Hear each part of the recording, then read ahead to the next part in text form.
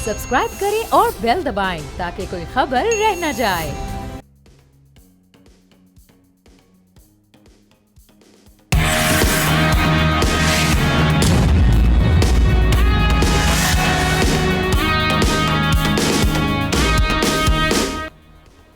अस्सलामुअलैकुम नाजरीन, आप देख रहे हैं न्यूज़ पंच। मैं हूं आमना खटाना। आज हम देख रहे हैं कि दुनिया भर में यौम आज़ादी सहाफ़त मनाया जा रहा है। आज़ादी सहाफ़त के हवाले से हम देख रहे हैं कि आज़ादी इज़हार राय किसी भी मुल्क की तरक्की की ज़ामन समझी जाती है, और क्यों ना समझा जाए कि मीडिया जो है वो रियासत का चौथा सतून होता है। लेकिन बदकिस्मती से हमारे यहाँ सहाफ़ी और सहाफ़त दोनों ही अबतरी का शिकार दिन ब दिन दिखाई दे रहे हैं। गुज़श्ता एक साल के दौरान पंजाब और सिंध में दो यानी 4 सहाफ़ी कत्ल किए गए, जबकि 200 सहाफ़ियों पर हमलों, डराने धमकाने और अगवा वगैरह के 104 वाक़यात पेश आए। यही नहीं, आज का ही अगर हम वाक़या देख लें कि आज जहाँ पर हम वर्ल्ड प्रेस फ्रीडम डे मना रहे हैं, वहाँ पर बड़ा अफसोसनाक वाक़या पेश आया है। खुजदार में सदर प्रेस क्लब मौलाना मोहम्मद सदीक मैंगल इस वाक़े की नज़र हो गई। दहशतगर्दी के वाक़े में उनको टारगेट किया गया और इस तरह से वो अपनी जान गंवा बैठे। तो हम इस पे अल्लाह ताला उनकी मग़फ़िरत फ़रमाए, उनके लिए मंज़िल आसान फ़रमाए। मज़म्मत करते हैं इसकी भरपूर। दूसरी जानिब पाकिस्तान में हम देख रहे हैं कि सोशल मीडिया पर जो कानून साजी के इक़दामात हो रहे हैं वो भी सबके सामने हैं। अब इस तमाम सूरत हाल में हमारे सामने सवाल है कि पाकिस्तान में सहाफ़त और सहाफ़ियों को इस वक्त किन चैलेंजेस का सामना है, और दिन ब दिन सहाफ़ती आज़ादी में अबतरी क्यों आ रही है, कम होने की वजह क्या है। इससे पहले ये सवाल कि हम अपने पैनलिस्ट के सामने रखें, इस मौके पर हम सबसे पहले गज़ा के सहाफ़ियों को सलाम पेश करते हैं। गज़ा में इसराइली वहशियाना खूनरेज़ी के नतीजे में तकरीबन 200 दिनों में कम से कम 100 सहाफ़ी अपनी कीमती जानें गंवा चुके हैं। ये रिपोर्ट्स भी हमारे सामने मौजूद हैं। मैं अपने तमाम पैनलिस्ट का पहले तारुफ करवा देती हूँ। नज़ीर लगारी साहब कराची स्टूडियो से हमें ज्वाइन करें। एहतशामुल हक साहब इस्लामाबाद स्टूडियो से हमारा साथ दे रहे हैं। हमाद रुहेला भी इस्लामाबाद स्टूडियो से हमारे साथ हैं। ज़ाहिर शाह शिराजी साहब पेशावर से वीडियो लिंक के ज़रिए हमारे साथ हैं। सबसे पहले मैं अपने पैनलिस्ट को अपनी जानिब से और अपनी टीम की जानिब से सलाम पेश करूँगी।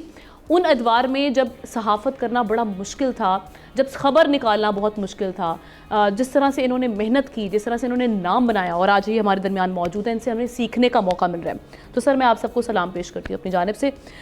सबसे पहले आज लगारी साहब आगाज़ करते हैं। ये इस वक्त जो हम सहाफ़त देख रहे हैं और सहाफ़ियों को जो चैलेंजेस दरपेश हैं, ख़ास तौर पे पिछले कुछ सालों की बात कर ली जाए, 2018 से लेके अब तक, कहा यह जा रहा है कि कई सहाफ़ी बरतरफ भी हुए, कई सहाफ़ियों को मुल्क छोड़कर जाना पड़ा। फिर उसके बाद हम मीडिया ऑर्गेनाइजेशन पे एक प्रेशर पाया जाता है एडिटोरियल कंटेंट के हवाले से, और बाकी सारे चैलेंजेस किस तरह से देख रहे हैं, क्यों दिन ब दिन हम अबतरी की जानिब जा रहे हैं? अच्छा, गुफ्तगू करने से पहले हमारे इंतहाई मोहतरम दोस्त मौजूद हैं, जनाब एहतशामुल हक साहब और ज़ाहिर शाह शिराजी साहब और हमाद रुहेला साहब। मैं इन तीनों मुअज़्ज़ज़ दोस्तों के साथ शेयर करना चाहता हूँ दो, एक मीर का शेर और एक गालिब का शेर। आज बात शेर से शुरू करते हैं। मीर कहते हैं कि होती है गरचे यारो, होती है गरचे कहने से यारो पराई बात, पर हमसे तो थमी ना कभू मुँह पर आई बात। तो आज़ादी इज़हार का जो मीर का पैमाना है वो तो ये है कि पर हमसे तो थमी ना कभू मुँह पे आई बात। और गालिब कहते हैं आगिश टाइम मैंने डबोया है, आगिश टाइम हर सरे खारे बखून दिल, कानूने बागबानिये सहरा निवश्ताइम। इस मुल्क को कायम किया कैद आज़म ने। मुस्लिम लीग की स्ट्रगल थी और कैद आज़म ने 11 अगस्त को पाकिस्तान के मुस्तकबिल का खाका पेश किया जो सेंसर हो गया, और यहाँ की हुकूमत ने सेंसर किया। 11 अगस्त को अभी पाकिस्तान नहीं बना है, 3 दिन बाकी है। 12, 13, 14 को पाकिस्तान बनेगा। 11 अगस्त को कैद आज़म ने यहाँ पर कानून साज असम्बली में तकरीर की, जिसमें उन्होंने कहा कि कोई मुस्लिम, कोई हिंदू नहीं होगा, कोई शिया नहीं होगा, कोई सुन्नी नहीं होगा। मैं मजहबी मानों में बात नहीं कर रहा हूँ, रियासत के शहरी के मायने में तमाम लोग बराबर होंगे। और कैद आज़म की ये तकरीर सेंसर कर दी गई। और उस वक्त डॉन के एडिटर थे अल्ताफ़ हुसैन, उन्होंने फ़ोन किया और पूछा PID से, भाई ये खबर कैसे रुक गई है, ये किसने रोकी है कैद आज़म की तकरीर? उन्होंने कहा जी हुकूमत पाकिस्तान ने रोकी है। उन्होंने कहा हुकूमत पाकिस्तान तो वजूद में नहीं आया है, हुकूमत पाकिस्तान कहाँ से आ गई, ये किसने रोकी है?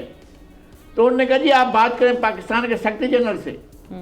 चौधरी मोहम्मद अली ने कैद आज़म की ये तकरीर, उन्होंने डायरेक्ट बात की चौधरी मोहम्मद अली से, الطاف حسین ایڈیٹر ڈان نے، جو پہلے ایڈیٹر تھے ڈان کے، ان نے بات کی، انہوں نے کہا جناب یہ آپ نے تقریر رکوا دی ہے قائد اعظم کی. انہوں نے کہا یہ تقریر جو ہے وہ نظریہ پاکستان کے منافی تھی، اس لیے روک دی گئی ہے. اب قائد اعظم نہیں تشریح کریں گے نظریہ پاکستان کی، بیوروکریٹ کرے گا. وہ جو افسر شاہی بیٹھی ہوئی ہے وہ پہلے دن سے تشریح یہ کرے گی کہ نظریہ پاکستان کیا ہے. اور نظریہ پاکستان جو ہے وہ اٹ سیلف لفظ کے طور پر بہت بعد میں استعمال ہوا ہے، اس پر ہم الگ جائیں گے، بات کریں گے. یعنی یہ برسوں سے چلا آ رہے ہیں، لیکن یہ قائد اعظم نے اس کو بھگتا ہے. پھر قائد اعظم کی تقریر سینسر ہوتی ہے. آگے بڑھتے ہیں، لبرٹی پیپرز پر قبضہ ہو گیا، یعنی پاکستان ٹائمز پر اور امروز پر اور ان کے دیگر اخبارات پر لیل و نہار پر قبضہ ہو گیا. ان کو سرکار نے اپنے، اور یہ جنرل ایوب خان کا ماشاء اللہ ہے جو لگتا ہے ساتھ میں لبرٹی پیپرز پر قبضہ ہو جاتا ہے. صحیح. اس سے پہلے اخبارات بند کیے جاتے ہیں. پھر national press and publication ordinance آتا ہے ایوب خان کا. پھر اس کے بعد ایڈوائسز آتے ہیں. جناب ذوالفقار علی بھٹو کے دور میں، جو ایک جمہوری وزیر اعظم تھے، ان کے دور میں بھی ہمیں ایڈوائسز آتی رہیں، یہ چھاپنا ہے، یہ نہیں چھاپنا ہے، اس کو روکنا ہے، اس کو نہیں روکنا ہے، اور اس کو چلانا ہے، اس کو نہیں چلانا ہے. ضیاء الحق کے دور میں ہم کاپیاں لے کر جاتے تھے اخبار کی کہ جناب مہربانی کر کے اس کو دیکھیے. اب وہ دیکھ رہے ہیں اس کو کہ کاپی کو، کہ نوجوان نے پستول کو چوما اور سامنے کھڑے شخص پر فائر کر دیا. انہوں نے کہا نہیں یہ چوما نکالو اس میں سے، یہ گڑبڑ ہے، یہ قابل اعتراض ہے. پھر آیا کہ نوجوان نے دل برداشتہ ہو کر خودکشی کر لی. انہوں نے کہا بھائی صاحب دل بر چل جائے گا، داشتہ نہیں چلے گا، اس کو نکالو. یہ ہمارے سینسر کرنے والے تھے جنہوں نے ہمارے اوپر بٹھائے ہوئے تھے کہ جناب یہ سینسر کریں گے. اس کے بعد ہمارے اب صحافیوں کو براہ راست جان سے مارنے کی دھمکی دینے اور اس طرح کے واقعات جو ہیں وہ چلتے رہے ہیں. اور ہر دور میں لوگ جو ہیں مشکلات کا شکار رہے ہیں. لوگوں کو بولنے کی، لکھنے کی آزادی، مکمل آزادی جو ہے وہ کبھی بھی نہیں رہی ہے. احتشام صاحب اس کا مطلب ہے جیسے لغاری صاحب نے بھی ایکسپیرینس شیئر کیے، انہوں نے جو واقعات ہم سے شیئر کیے، تو یہ سلسلہ دہائیوں سے چلتا آ رہا ہے. یہ جوں کا توں ہے یا آپ سمجھتے ہیں اس میں اضافہ ہو گیا اور آنے والے دن میں مزید کنٹرولڈ میڈیا ہوگا؟ دیکھیں بڑے خوبصورت طریقے سے لغاری صاحب نے پس منظر بتایا ہماری صحافت کا، اور خاص طور پہ ایوب خان تک کا ان کے جو حالات تھے، کیا ہوتا تھا، پریس اینڈ پبلیکیشن آرڈر ہوتا تھا، کیسے جاری ہوتا تھا، صرف اے پی پی ایجنسی سے خبریں چلتی تھیں. لیکن میرا خیال ہے جو زیادہ تباہ کن پیریڈ تھا نا وہ ضیاء الحق کا تھا، کہ وہاں پہ تو اب یہ ہے کہ بندوں کو نہ صرف نکالا جاتا تھا، کوڑے تو آپ نے پتہ ہے صحافیوں کو کوڑے بھی مارے گئے تھے. 1 منٹ ہوتا تھا بندے کو نکال کے باہر پھینک دیتے تھے. اور آپ لوگوں کی سرویلنس سیکیورٹی ایسی ہوتی تھی آپ کو پتہ نہیں ہوتا تھا کہ آپ نے سڑک پہ رائٹ جانا ہے، لیفٹ جانا ہے، آپ کے ساتھ کیا ہونے جا رہا ہے. اتنی سختی ہوا کرتی تھی. تو لوگوں نے بڑی تکلیفیں دیکھیں ضیاء الحق کے پیریڈ میں. اور میں نے تو سچی بات ہے اگر دیکھیں تو جنید و مرحوم کے زمانے میں ہمیں لگا تھا کہ بھئی کوئی ایک تازہ ہوا کا جھونکا آیا، ورنہ عالم یہ تھا. مجھے اسی طرح یاد ہے مجھے ایک ادارے کی طرف سے امریکہ جانے کا کہا گیا یونائیٹڈ نیشن کی طرف سے، تو انہوں نے منسٹری آف انفارمیشن کہتی ہے یہ تو ضیاء الحق کا آرڈر ہے، آپ جا نہیں سکتے، آپ NOC لیں گے آپ. مطلب اتنی انٹیگریٹی انسانوں کی چیلنج ہوتی تھی کہ کچھ کہہ نہیں کہتی. لیکن جنیدوں کے زمانے میں چیزیں ہمیں دیکھ رہا کہ بدلنا شروع ہو گئیں. وہ سختیاں ایوب خان کے زمانے کی، لغاری صاحب کو تو پتہ ہوگا کہ اخبار پورا کا پورا آتا تھا اور فرنٹ پیج کالا بلیک ہوتا تھا. مطلب یہی احتجاج کر سکتے تھے کہ ہم خبریں نہیں دے سکتے اور یہ کالا رکھا ہوا ہم نے. اسی طرح سے بیک پیج ہوتا تھا اور وہ جو خبریں ہمیں کہا جاتی تھی کہ یہ دینی ہے وہی دیا کرتے تھے. لیکن اوور دا ایئرز ہمیں ماننا پڑے گا کہ ہم نے یہ آزادی چھینی لی ہم نے. اور اللہ کا شکر ہے جس طرح لغاری صاحب بتا رہے ہیں اور آپ نے بھی بتایا کہ جس طرح صحافیوں کی خاص طور پہ پچھلے 3 سالوں میں 3.5 سالوں میں 200 صحافیوں کو مارا گیا، یہ سختیاں برداشت کی، سب کچھ کیا. لیکن آپ نہ دیکھیں جس طرح کہا جاتا ہے نا کہ جب سے کائنات بنی ہے اتنی ترقی نہیں ہوئی جتنی 20 سالوں میں پچھلے سالوں میں ہوئی ہے. 20 سالوں میں جتنی انوویشن ایجادات ہوئی ہیں کہ دنیا بدل کے رہ گئی. اسی طرح سے میں سمجھتا ہوں کہ جنوجے کے بعد سے آہستہ آہستہ چیزیں آگے جانا شروع ہوئیں. اور اس وقت صورتحال ہے کہ ٹوٹل میں سمجھتا ہوں جانبداری کے ساتھ اب تو شتر بے مہار آزادی ہے. 200 سے زیادہ آپ دیکھ لیں 350 اخبارات ہیں، پھر ڈیلیز ہیں، پھر ماہنامے ہیں، اس کے بعد ہفتہ روزہ ہیں، پھر آپ دیکھ لیں 100 سے زیادہ آپ کے چینل ہیں.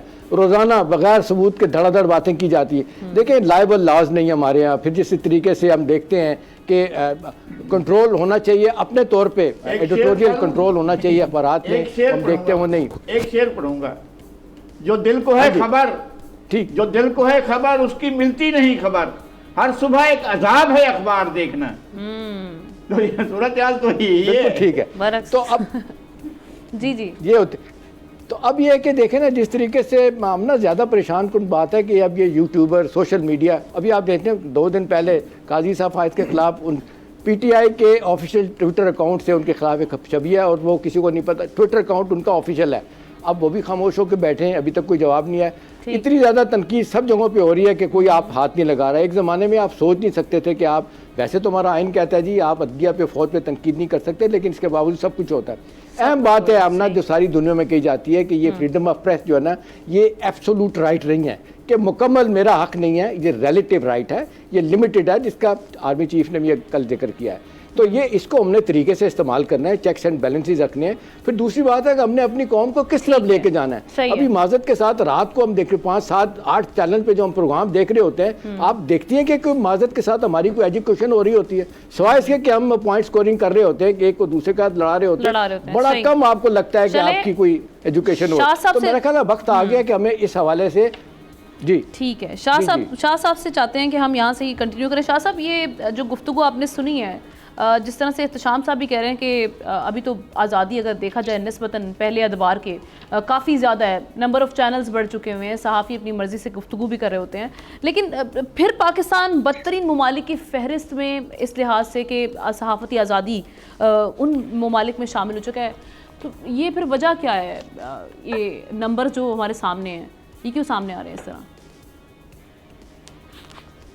دیکھیے ان کو 2-3-4 فیکٹر ہیں. پاکستان کے جو معروضی حالات ہیں ان کو دیکھیں. بالکل پریس فریڈم آرڈیننس بھی ہے آپ کے پاس, پی پی اوز کے اندر بھی اخبارات کے اوپر جو ہے پابندیاں رہی ہے, ہسٹری ہے ہماری, اور کوئرس کیا گیا ہے. پرنٹ میڈیا ہوتا تو اس کو کنٹرول کرنے کے لیے اپنے طریقہ کار تھے.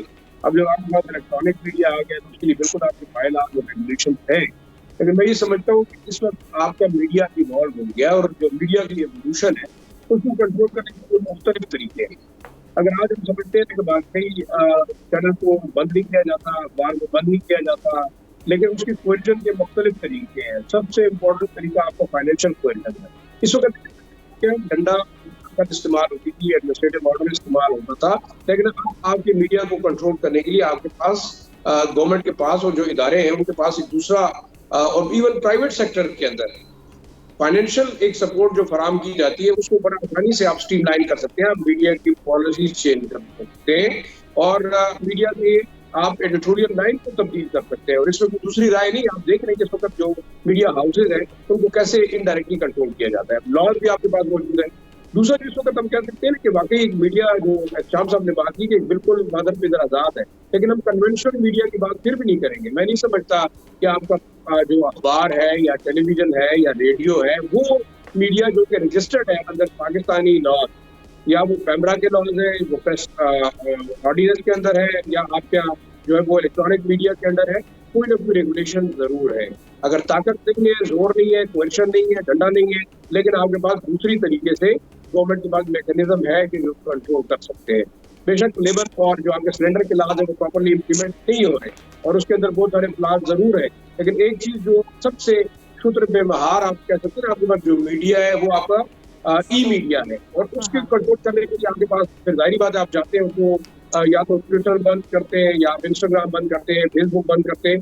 لیکن اس کے ساتھ ساتھ اس کے لیے آپ کے پاس واقعی جو سوشل میڈیا کنٹرول کرنے کے لیے سائبر کرائم لاز ہے, آپ اس کو اپلائی کر سکتے ہیں.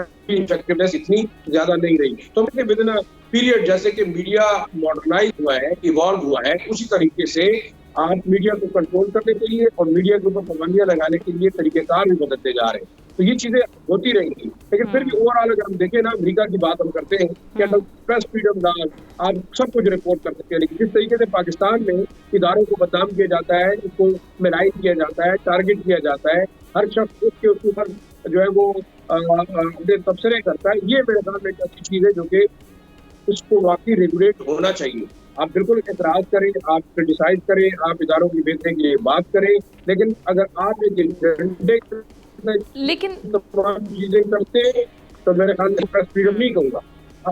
ایک آخری بات میں کروں گا, لیکن ریلیجس جو فریڈم ہے, ریلیجس جو کرتے ہیں ہمارے یہاں بلاسفیمی کا ایشو جو ہے دنیا کے اندر, آپ پریس فریڈم کے نام پہ بلاسفیمس मटेरियल को पब्लिश भी करते हैं, उसको जो है वो ओपन भी करते हैं, लेकिन पाकिस्तान के अंदर आप देखें इन चीजों के ऊपर आप बाकायदा रेगुलेट करेंगे तो इन चीजों को कंट्रोल करना भी मेरे ख्याल में इंतहाई अहम है, क्योंकि फ्रीडम ऑफ एक्सप्रेशन का मतलब ये नहीं है कि आप जो है वो मजहबी जो है वो नफरत फैलाएं, आप मजहब को जो है वो मिलायन करें, बुरी तरीके से उसको इस्तेमाल करें। ये तमाम चीजें ऐसी हैं जिसको मेरे ख्याल में देखना इंतहाई जरूरी है।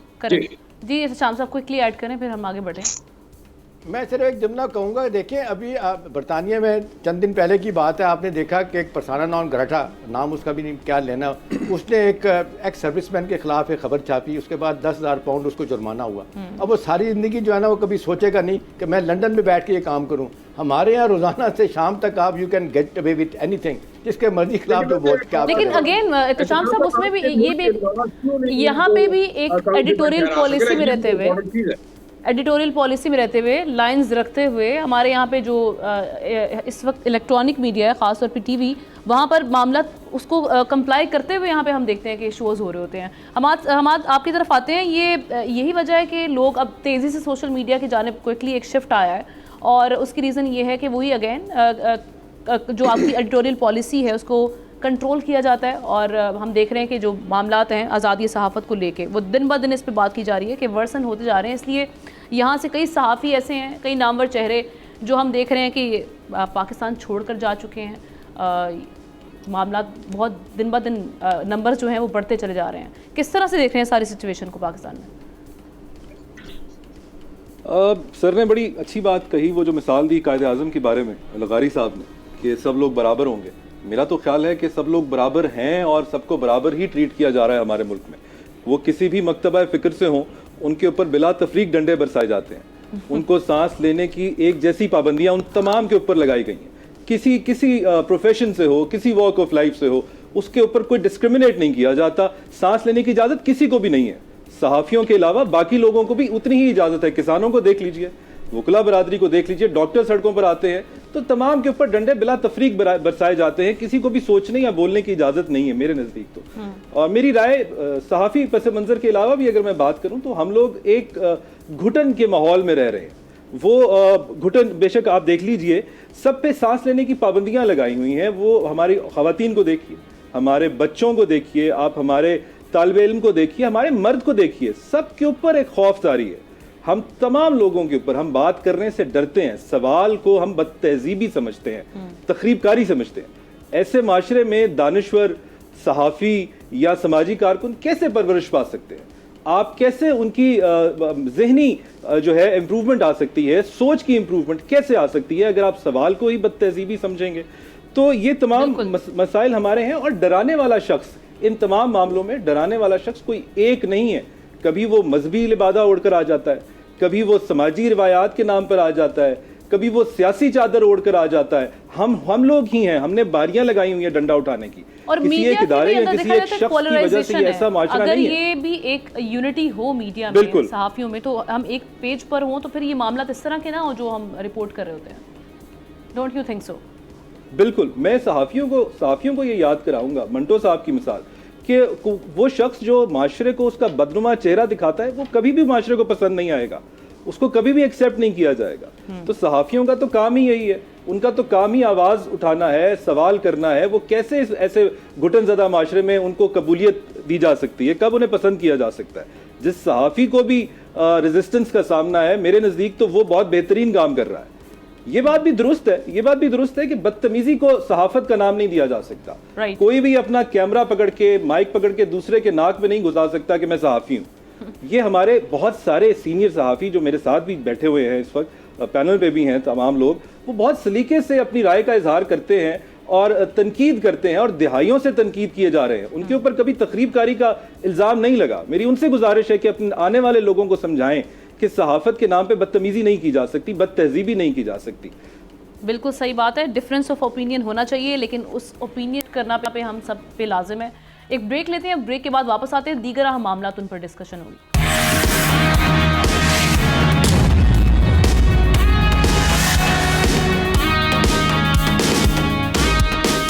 Welcome back. और आज पाकिस्तान के लिए एक तारीखी दिन है। चीन के हम कदम पाकिस्तान ने भी चांद की जानिब कदम बढ़ा दिए। पाकिस्तान का पहला मसनूई सियारा आई-क्यूब कमर कामयाबी से लॉन्च कर दिया गया है, जो चांद के जुनूबी कुतुब की तस्वीर हासिल करेगा, जबकि चीनी मिशन चांद पर लैंड करेगा।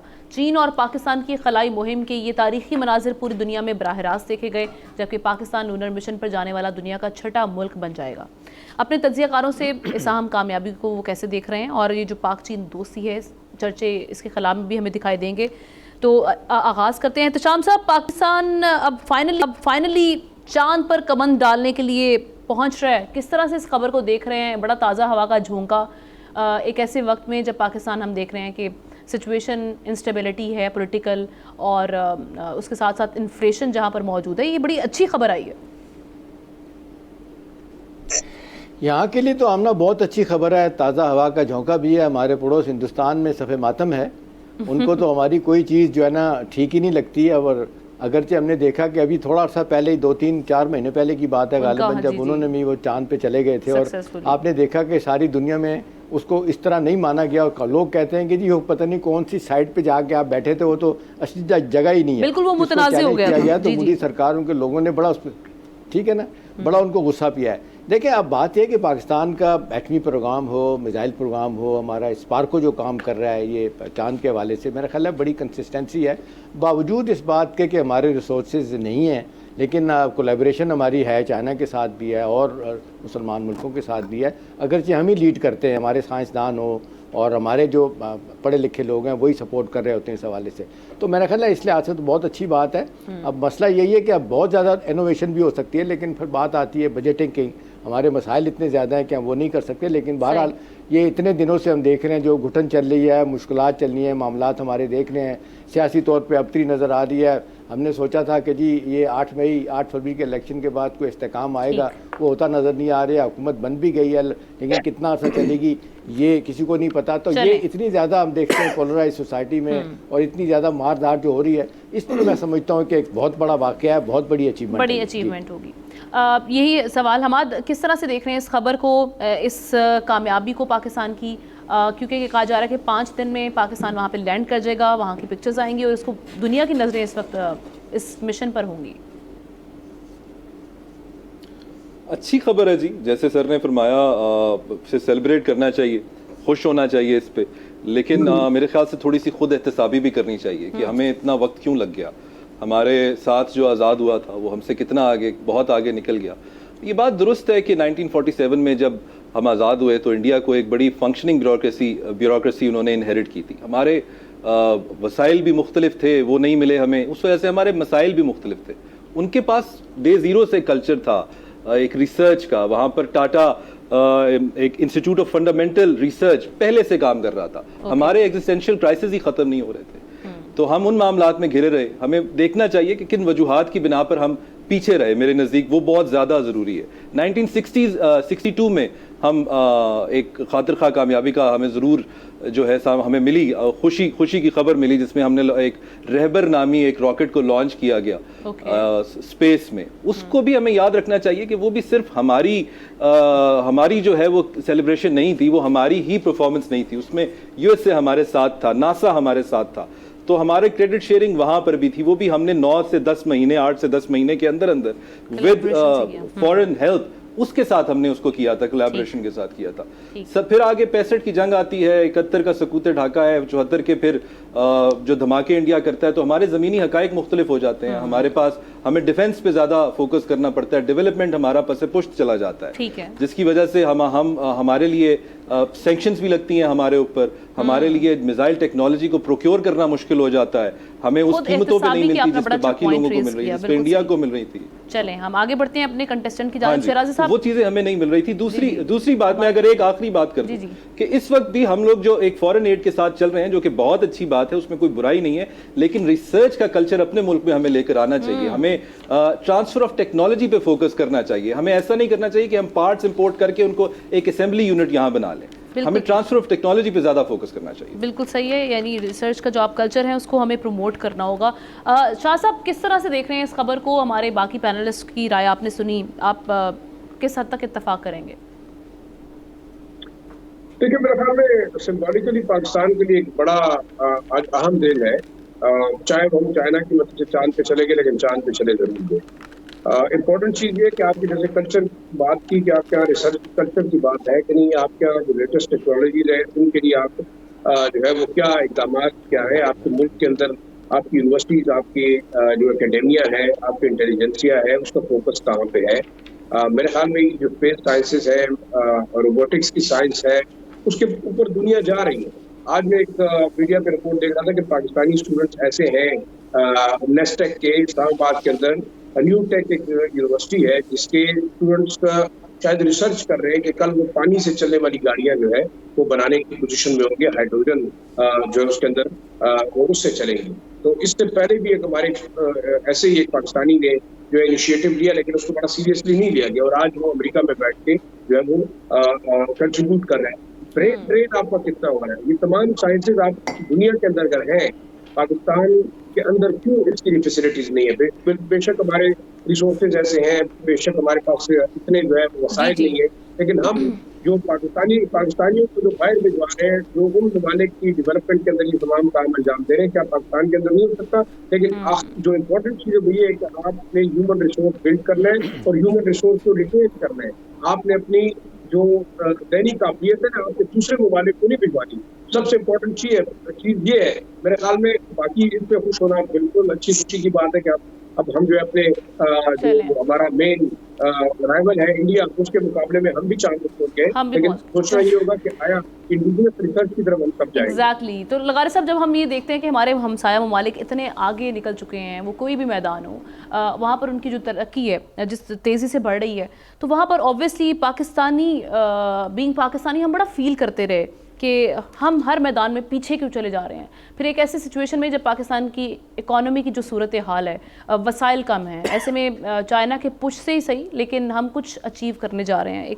एक अच्छी जो फीलर्स हैं, आपको भी वो आ रहे हैं। आपने भी जब ये खबर देखी तो आप कि क्या इस वक्त तासुरात था जो कुछ भी है। और लेकिन आपका सवाल जो है वो ये है कि मैं हमाद साहब की बात को और ज़्यादा एक्शन करते हुए उनके साथ चला जाऊँ और कहूँ कि जी हमारी अशराफिया ने मसाइल हल नहीं किए हैं, वो मसाइल से लड़े ही नहीं हैं, वो अवाम से लड़ते रहे। हमेशा उनका झगड़ा जो है वो अवाम से रहा है, मसाइल से नहीं रहा है। और वो हमारे जो हैं एक शायर, उनने कहा है कि मुर्शिद हमारे मसाइल नहीं हल हुए हैं, लोगों ने यहाँ पर अपने मकासद को हल किया है। ये होता रहा है पाकिस्तान के अंदर। लेकिन बहरहाल ये आप जो Asia Pacific space cooperation organisation के कंपटीशन में आप बाकायदा अपना प्रोजेक्ट लेकर गए और वहाँ से इतने 8 मुल्कों के होते हुए आप गए हैं, उनके साथ जीत कर आप गए हैं। ये है बड़ी बात। ये बात ये है कि इस पाकिस्तान के अंदर लोगों के अंदर ये पोटेंशियल मौजूद है। हम असल बात ये करना चाहते हैं कि पाकिस्तान में पोटेंशियल मौजूद है, इसको आप एक्सप्लॉइट करेंगे। आपके पास वसाइल ऐसे मौजूद हैं जो दुनिया के पास नहीं है। आपका मुल्क इतना खूबसूरत है जितना दुनिया में और कोई खूबसूरत नहीं है। आपके लोग इतने जफाकश हैं कि दुनिया में और इस तरह से जफाकश लोग नहीं हैं। आपके तमाम इलाकों के लोगों में यकसां, आप गिलगित बल्तिस्तान के लोगों को देखें, खैबर पख्तूनख्वा के लोगों को देखें, बलूचिस्तान के लोगों को देखें, पंजाब और सिंध के लोगों को देखें, क्या कमाल लोग हैं, कमाल लोग हैं। लेकिन हम उनकी हुस्न को, उनकी खूबसूरती को बदसूरती में बदल देते हैं और उनके जान से अजीज होने को हम जान से बेजार कर देते हैं और उनकी तरफ प्रयत्न नहीं देखते हैं। पाकिस्तान एक बेहतर आगाज किया है पाकिस्तान ने, और पाकिस्तान खला की तरफ गया है। पाकिस्तान चांद के मदार में पहुंचेगा और हम ये देख रहे होंगे और ये मनाजिर हमारे सामने होंगे कि पाकिस्तान कुतुब जनूबी जो है उसका। लगारी साहब खला में तो गया, हमारी सियासत क्यों खला में है? ये खलाई मिशन जो है ना, ये आपको इसको अप्रिशिएट करना है। हमारी सियासत खलाई मिशन को, बहुत से खलाई मिशन होते हैं जिनके बारे में हमें मुख्तलिफ बात करनी होती है, लेकिन ये खलाई मिशन जो है जिसको हम अप्रिशिएट कर रहे हैं, दिल से कर रहे हैं। तो हमारी सियासत की जहाँ पे बात हो रही है, तो ऐसा कैसे हो सकता है कि हम सियासत पे बात ना करें? जनाब, आज हम जो देख रहे हैं एहतजाजी मौसम चल रहा है, इल्ज़ामात का बड़ा शोर सुनाई दे रहा है।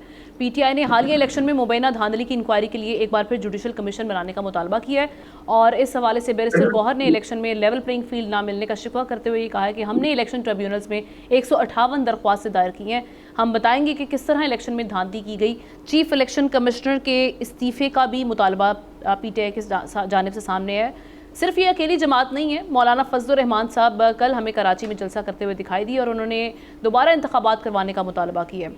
اس کے علاوہ ان کی جو سپیچ تھی اس میں بڑے انہوں نے سخت الفاظ کا بھی استعمال کیا، اور ان کے علاوہ ہم یہ دیکھ رہے ہیں کہ جناب یہ کہا جا رہا ہے پی ٹی آئی کی جانب سے کہ ڈیل اور مذاکرات میں فرق ہے، ہم ڈیل کی جانب نہیں لیکن مذاکرات کے لیے ہم اوپن ہیں، 2-3 پارٹیز کے علاوہ بات کی جا سکتی ہے۔ یہ مختلف بیانات پی ٹی آئی کی جانب سے سامنے آ رہے ہیں، اور محمود خان اچکزئی صاحب یہ کہہ رہے ہیں کہ 8 فروری کو پی ٹی آئی جیت چکی ہے، سیاسی لوگ بیٹھ کر اس چوری کا علاج نکال سکتے ہیں، یہ ان کی جانب سے کہا گیا ہے۔ الائنس جو بنا ہے اور محمود خان اچکزئی اس سے سربراہ ہیں، کس طرح سے دیکھ رہے ہیں جناب جو سیاسی معاملات ہیں؟ کیا اس میں جو جوڈیشل کمیشن بنانے کا انتخابات کو لے کر مطالبہ ہے پی ٹی آئی کا، یہ کس حد تک قابل عمل ہے؟ کس طرح سے ہمارے پینلسٹ دیکھتے ہیں؟ احتشام صاحب سے میں آغاز کرتی ہوں۔ جی احتشام صاحب،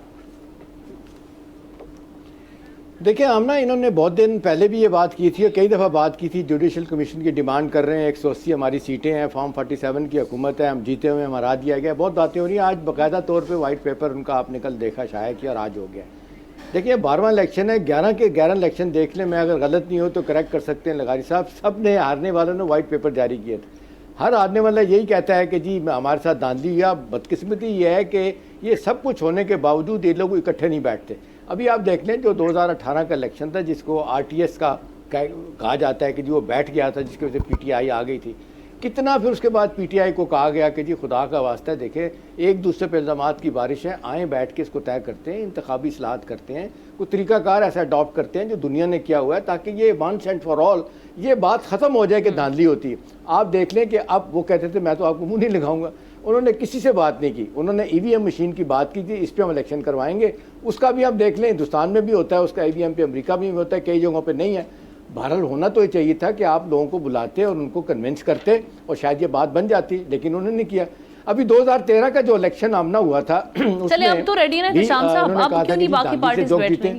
اب بات یہ ہے کہ آپ مذاکرات پہ کیوں نہیں آ رہے؟ کیونکہ آگے ہمیں حل بھی دکھائی نہیں دے رہا نا آگے بڑھنے کے لیے۔ اب اس سے زیادہ آمنہ، اس سے زیادہ اور کیا بات ہوگی کہ نواز شریف صاحب کے بڑے قریبی آدمی اپنا عرفان صاحب جو ہیں، وہ عرفان صدیقی سینیٹر جو ہیں، انہوں نے کہا کہ بھئی آپ اچکزئی سے بات کر سکتے ہیں، جن کو رات دن آپ گالیاں نکالتے تھے، ان کی چادر کے آپ ان کے بارے میں تبرہ کیا کرتے تھے، اسی طرح سے آپ بی سی او نام لیتے فضل الرحمان کے، ان کے ساتھ بیٹھ سکتے ہیں، تو ہمارے ساتھ کیوں نہیں بیٹھتے؟ اب لوگ کہتے ہیں کہ یہ آشیرواد ان کو حاصل ہے نواز شریف صاحب کی، لیکن وہ بیٹھنے کی تیار۔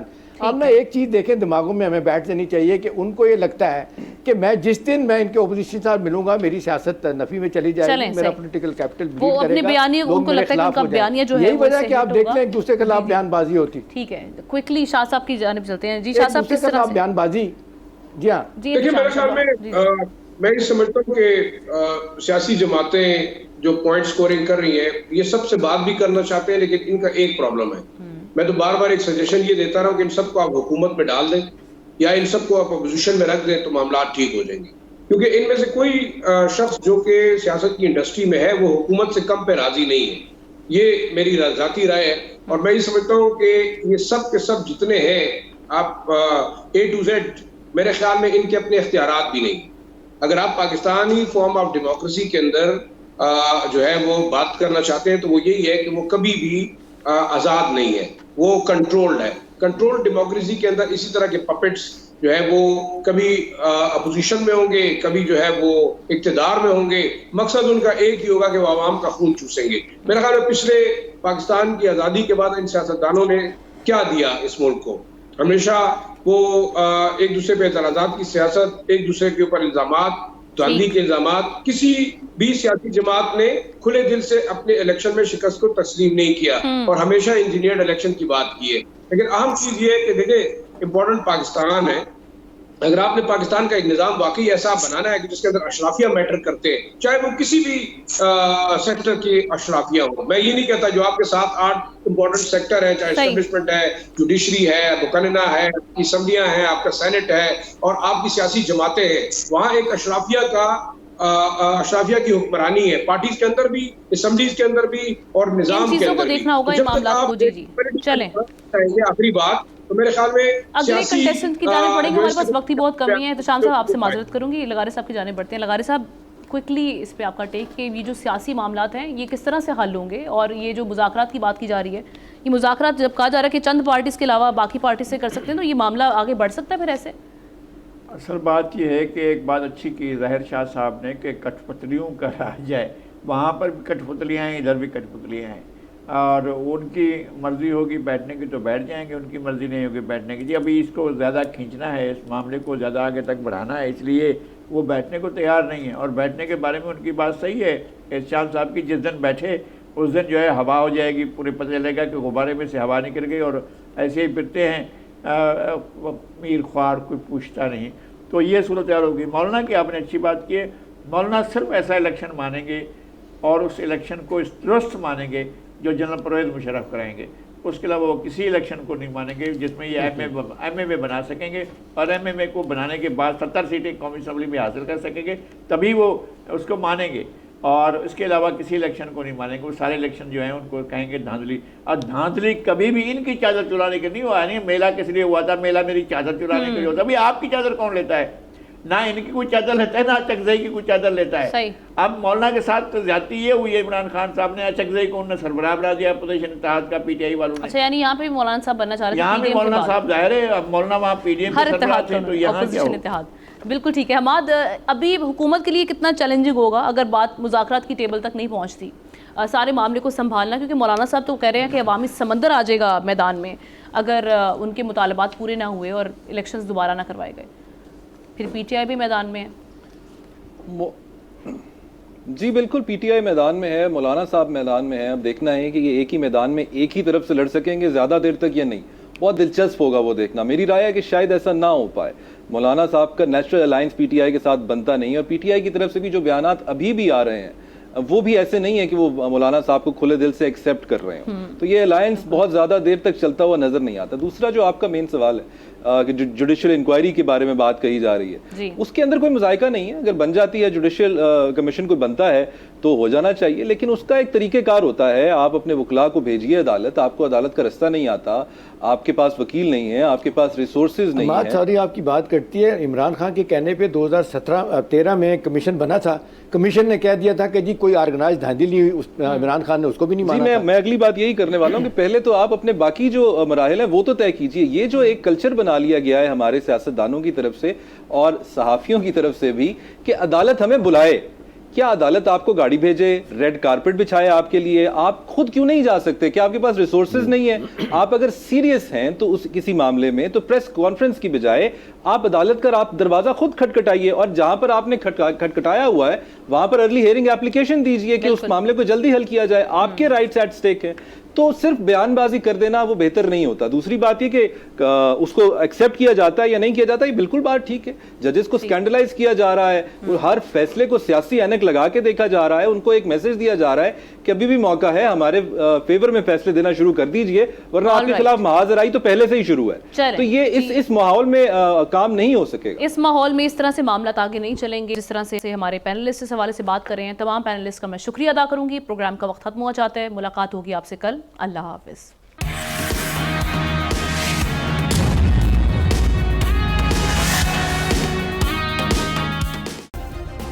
سبسکرائب کریں اور بیل دبائیں تاکہ کوئی خبر رہ نہ جائے.